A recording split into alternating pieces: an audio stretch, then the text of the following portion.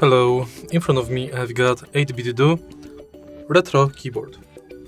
In this video I'll show you how to connect programmable pads and how to use them.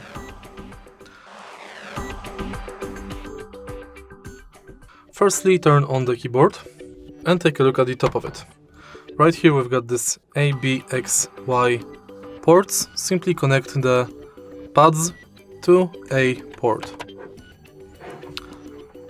And now, when they are connected, we can create a macro.